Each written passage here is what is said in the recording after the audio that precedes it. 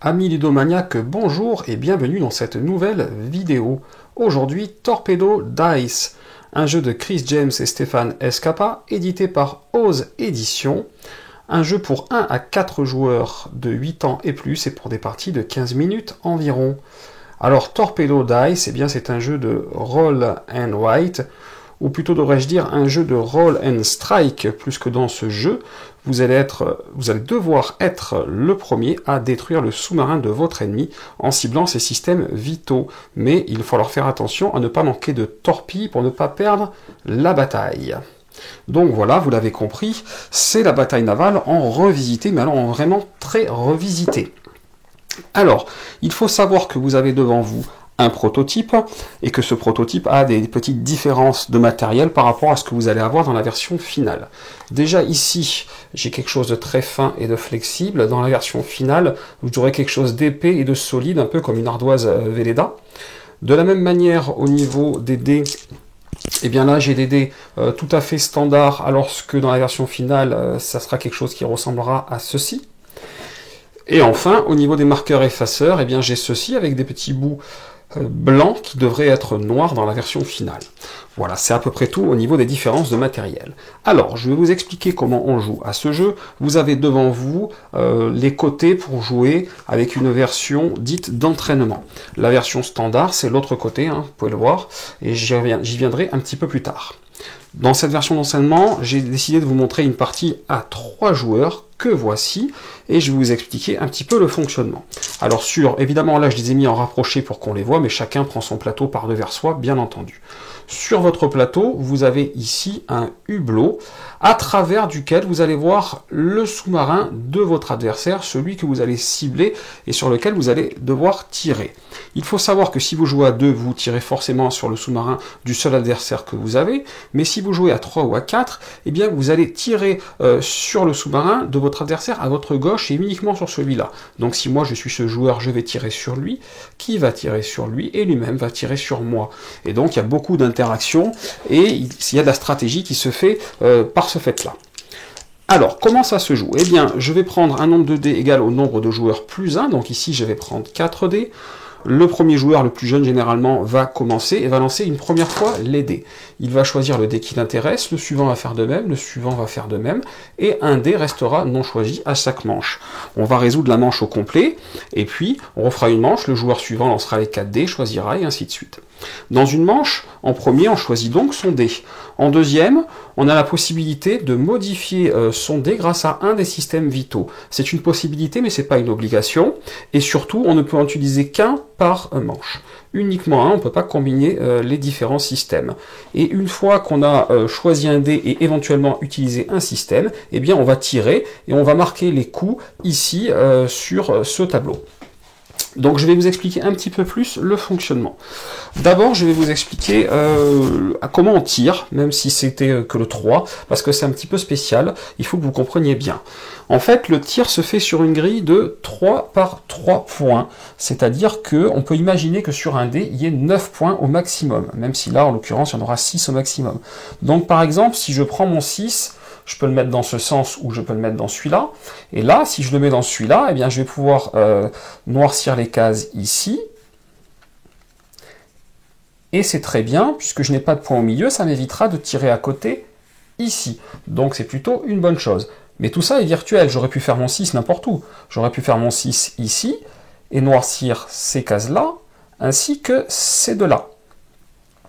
Quand je noircis à côté, que ce soit dans des points qui sont prévus sur la grille, ou que ce soit dans des points qui sont à l'extérieur, par exemple, si j'avais fait mon 6 ici, j'aurais pu le faire dans l'autre sens, et j'aurais pu noircir ici, et ces trois-là.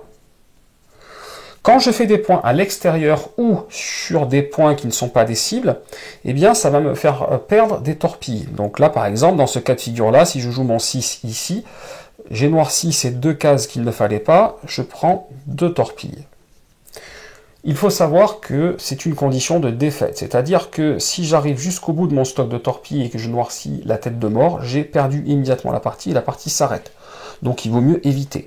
dans l'autre sens, si j'ai réussi à couler le sous-marin de mon adversaire, c'est-à-dire si j'ai réussi à noircir l'intégralité de toutes les cibles, je ne vais pas les faire, mais vous avez compris l'idée, l'intégralité de toutes les cibles, la partie s'arrête aussi immédiatement, mais là, j'ai gagné. Donc, il faut imaginer ceci. Par exemple, si je prends un 2, eh bien, mon 2, je peux très bien dire que c'est ici et là. Vous voyez, virtuellement, la grille, elle était ici. Donc ça, c'est ce qui c'est le plus dur à comprendre, pour les enfants aussi, mais à partir de 8 ans, je pense que ça se comprend très bien.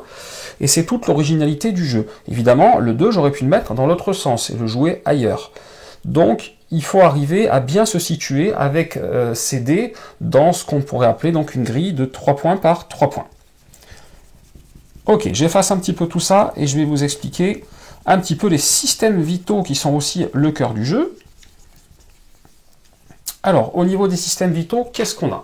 Allez, on va le prendre ici d'un peu plus près et on va le regarder. Au niveau des systèmes vitaux, on a ça. On a le périscope. Alors, si j'utilise celui-là, eh bien, ça me permet de prendre un dé et de le retourner sur la face opposée. Donc, toutes les faces de dés additionnées en opposé faisant 7, vous avez rapidement une idée. Si j'ai un 3 ici, je retourne, c'est un 4, etc. Celui-ci me permet de rajouter un point dans la grille. Donc, qu'est-ce que je pourrais vous proposer? Eh bien, si par exemple, j'ai un 2 ici, le 2, ça peut très bien être ceci et ceci. Et puis donc, dans ma grille, je peux rajouter ici, dans ma grille de 3 par 3, un point par exemple. Celui-ci va me permettre de reculer ou d'avancer la valeur de mon dé. Donc, si j'ai un 2, eh bien, ça deviendra soit un 1 ou soit un 3. Où est-il, celui-là, ici? Alors attention toutefois, si j'ai un 1, je ne peux pas reculer sur 6, et si j'ai un 6, je ne vais pas monter sur le 1. Celui-ci va me permettre de copier la valeur de dé d'un adversaire avant modification, c'est-à-dire avant qu'il se serve de tout ça. Donc ça sera aussi simple que ça, là il a choisi un 2, eh bien je peux dire que moi aussi j'ai un 2, même si je n'avais pas ça au départ. Ici je vais pouvoir enlever un point, donc ça peut être intéressant, enlever un point c'est l'inverse de tout à l'heure.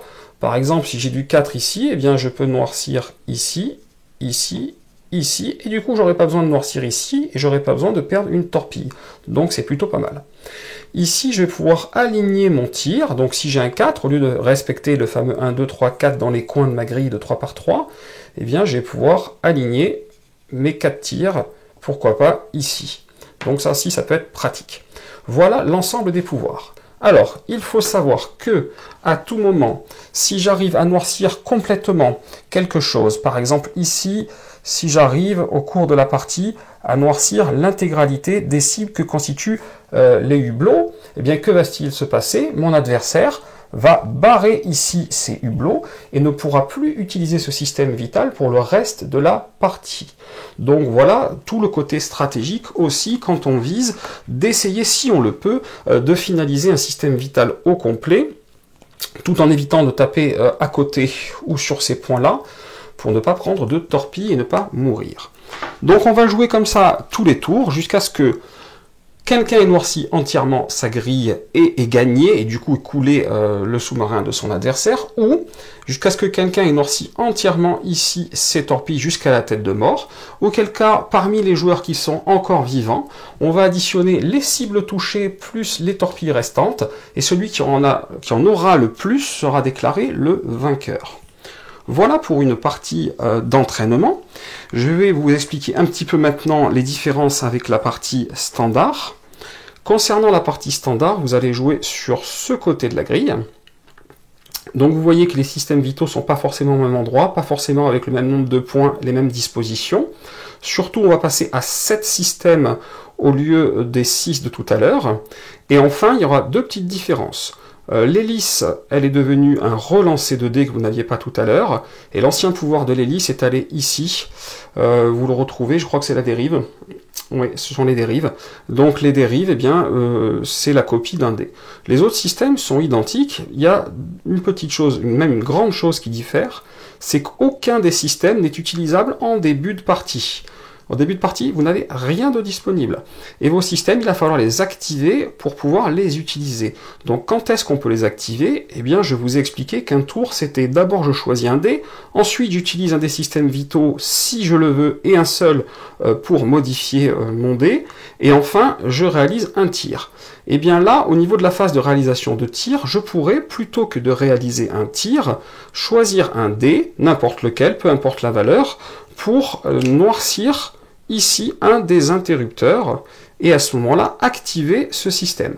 Une fois que ce système est activé, à chaque tour, au moment de la modification facultative, je pourrais utiliser ce système-là pour faire une modification de mon dé. Alors, vous l'avez peut-être déjà remarqué, mais il y a seulement 5 systèmes qui ont des interrupteurs. Eh bien, oui, effectivement. Donc, on ne peut activer que ces 5-là. Pour les deux autres, ici et ici, ils sont intimement liés aux deux systèmes qui sont à leur gauche. Vous voyez que là, les 3 sont ensemble, et ici, les 3 sont ensemble également. Eh bien, c'est relativement simple. Si j'arrive à activer les deux systèmes qui sont à côté, lui deviendra automatiquement actif. De la même manière, si j'ai un système détruit, c'est pas dérangeant. Si j'ai un détruit, un actif, il est actif. Si j'ai l'inverse, c'est-à-dire que si j'avais un détruit, un actif, il serait actif. Et enfin, si j'avais 2 détruits, lui, il se mettrait en système de secours, il serait actif.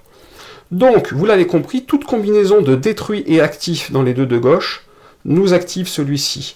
En gros, il ne faut pas qu'il y ait d'inactifs parmi les deux de gauche. Il y a ne serait-ce qu'un inactif parmi les deux de gauche, celui-là est inactif également. Donc du coup, c'est une stratégie supplémentaire. D'abord, vous n'avez pas d'aide du tout au début de la partie, et ensuite, il y a toute une stratégie encore plus pour la destruction des systèmes vitaux du sous-marin adverse par rapport à ce système-là. Voilà concernant la partie standard. Et sachez également que dans ce jeu, vous allez pouvoir jouer solo, et que l'intelligence artificielle du jeu solo, elle est représentée ici. Donc quand vous jouez solo, eh bien, vous allez jouer plus qu'avec 2 dés, tout simplement. Vous allez lancer 2 dés, et parmi les 2 dés, eh bien, vous allez en choisir un pour vous, pour soit activer ici, soit cibler et tirer ici. Et l'autre, celui que vous avez laissé, va profiter à l'intelligence artificielle. Alors de quelle manière ça va lui profiter? Eh bien c'est assez simple, si par exemple j'ai ça, et que je lui laisse le 3 et que moi je prends le 1, eh bien l'intelligence artificielle va aller ici, barrer ce 3-là. Et elle aura commencé à endommager mes moteurs. Et à chaque tour, pour chaque dé que je vais laisser, elle va aller griser quelque part une case, par exemple ici, hop, je lui ai laissé un 5, elle a grisé mon périscope, et ainsi de suite.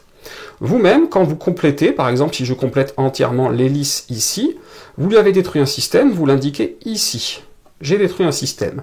Vous voyez qu'il y en a 7 de systèmes à détruire, donc si vous détruisez les 7 systèmes de l'intelligence artificielle avant qu'elle-même vous détruise les 7 vôtres, évidemment vous allez gagner la partie, et dans le cas contraire, c'est l'intelligence artificielle qui va gagner la partie.